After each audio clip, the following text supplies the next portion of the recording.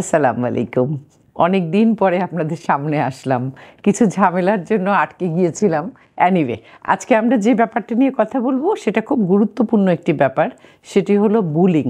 Bullying কথাটি আমরা প্রায়ই শুনি এবং ঘটনাটি ঘটতেও দেখি। বুলিং সাধারণত যেটা করা হয় বুলিংয়ে সেটা হচ্ছে এমন কোনো আচরণ যে আচরণটি কোনো মানুষকে অপদস্থ করে, তাকে হেয় প্রতিপন্ন হয়, সে তার মানসিকভাবে আঘাতের সম্মুখীন হয় এবং অনেকটা ফিজিক্যাল দিক থেকেও আঘাতের সম্মুখীন হয়। আমরা সাধারণত স্কুল, কলেজ, ইউনিভার্সিটি কিংবা কোনো প্রতিষ্ঠান, চাকরির ক্ষেত্র, এসব ক্ষেত্রে দেখি বুলিং হয়। আবার পারিবারিকভাবেও বুলিং হতে পারে, সামাজিকভাবেও বুলিং হতে পারে। পিতামাতা যে বুলিং করেন এটা নিজেরাই অনেক সময় বোঝেন না, কারণ এমন সব আচরণ করেন যেটা বুলিংয়ের পর্যায়ে পড়ে। যেমন যদি বলেন যে তোমার বড় ভাই 90 পায় অঙ্কে আর তুমি 40 পাচ্ছ কীভাবে, এই তুলনাটা যে করলেন এটাও বুলিংয়ের অন্তর্ভুক্ত হতে পারে। আবার অনেক সময় হয়তো বলেন তোমার কাজিন ব্রাদার কত ভালো, কত লক্ষ্মী, কী সুন্দর করে সবার সামনে যায়, গল্প করে, আর তুমি তো মানুষজনের সামনেই যাও না। এটা একটা বিহেভিয়ার হলো। আচ্ছা, এই ধরনের কথাগুলো বাচ্চার ক্ষেত্রে বুলিং হিসাবে ট্রিটেড হতে পারে। বুলিংয়ের ক্ষেত্রে যেটা হয় সেটা হলো যে বুলিং করে সে কিন্তু বোঝে না যে সে অন্যজনের কী ক্ষতি করছে, যেটা তার বিহেভিয়ারের কারণে ঘটছে, এটা কিন্তু সে বোঝে না। কিন্তু কাকে বুলি করে এটা যদি একটু দেখেন তাহলে বেশিরভাগ ক্ষেত্রেই তারা এমন কাউকে বুলি করে যে অন্যান্যদের থেকে একটু ডিফারেন্ট। কোন দিক থেকে ডিফারেন্ট হতে পারে? যেমন ধরেন সে একটু বেটে বা বেশ লম্বা, একটু ছিপছিপে বা স্কিনি, কিংবা অনেক বাল্কি, অনেক মোটা, আর কিংবা ধরেন তোতলায় কথা বলে, কিংবা তার কোনো প্রতিবন্ধিতা আছে, এরকম কোনো কিছুর ক্ষেত্রে আমরা দেখি যে সে বুলিংয়ের শিকার হয়। এবং এই যে বুলিংয়ের শিকার হওয়া, এইটার যে প্রভাবগুলো সেটা এত মারাত্মক, কিন্তু যারা বুলি করে সম্ভবত তারা এটা জানে না কিভাবে এটা এত বেশি ক্ষতিগ্রস্ত করে একজনকে। একটা ছোট্ট গল্প বলছি, ছোটকালের শোনা আমার, কিন্তু এটা আমার খুব মনে ধরেছিল।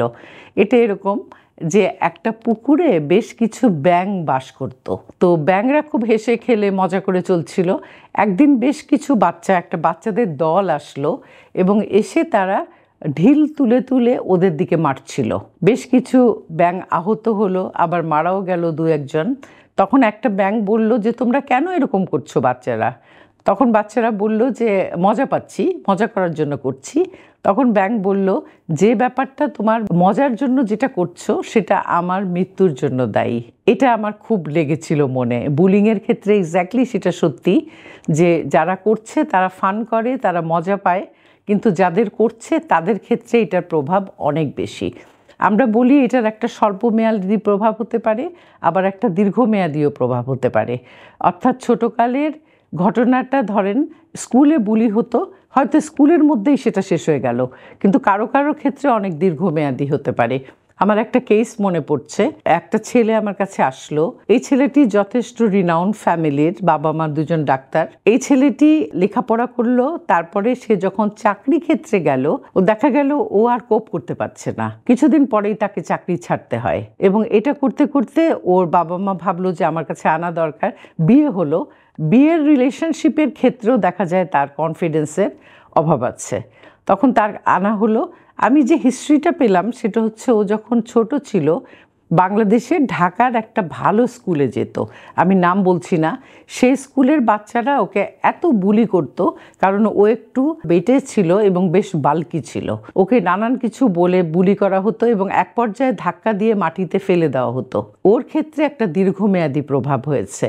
তার যেটা হয়েছে সেটা হচ্ছে সেলফ কনফিডেন্স লেভেল একদম কমে গেছে এবং খুব লো সেলফ ইমেজ হয়েছে, নিজেকে সে খুব ছোট ভাবে, এবং এটার থেকেই তার এই যে পরবর্তী সমস্যাটি কর্মক্ষেত্রে এটা বিস্তার করেছে। তো অ্যানিওয়ে, কাউন্সেলিংয়ের ক্ষেত্রে অবশ্যই কাউন্সেলিংয়ের পরে তার প্রচুর পজিটিভ চেঞ্জ আসলো এবং সে একটা ওষুধ কোম্পানিতে ঢুকলো, এবং এখনও আমি জানি সে ওই ওষুধ কোম্পানিতেই ভালোভাবে কাজ করছে।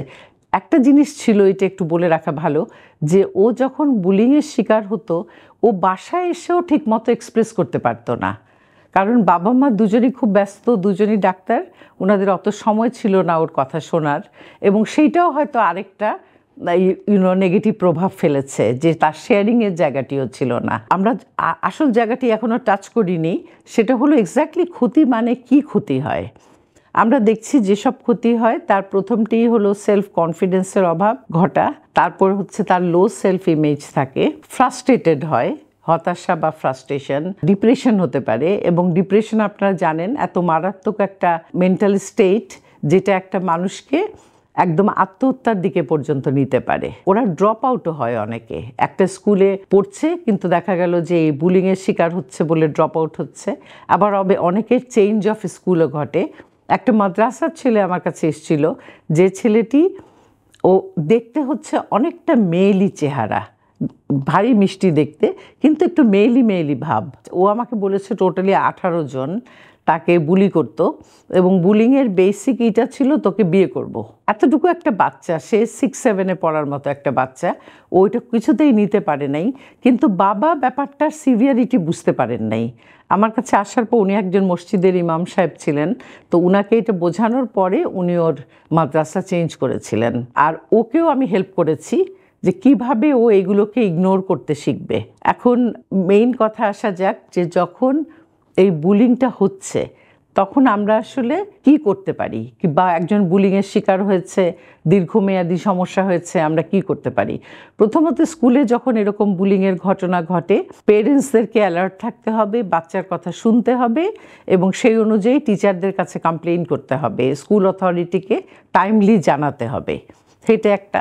আরেকটা হচ্ছে যেটা খুব কমন কথা আমরা বলি, যে সেন্সিটিভিটি কমানো। কারণ যে যত বেশি সেন্সিটিভ তার গায়ে এগুলো তত বেশি লাগে। আর যদি আমরা অ্যাভয়েড করতে পারি, এড়িয়ে যেতে পারি, তাহলে হয়তো দেখা যাবে ইম্প্যাক্টটা তত বেশি হবে না। আর তার চেয়েও যদি বেশি ক্ষতি হয় বা অনেক বেশি সিভিয়ার হয় সমস্যাটা, তাহলে অবশ্যই আপনারা কাউন্সিলরের কাছে বা সাইকোলজিস্টের কাছে আনবেন, কারণ তার দীর্ঘমেয়াদী প্রভাব যেন স্থায়ী হয়ে না যায়। আপনারা যারা আজকে আমার এই ভিডিওটি শুনছেন, তারা নিশ্চয়ই আজকে থেকেই বন্ধ করবেন বুলিং করা। ধন্যবাদ।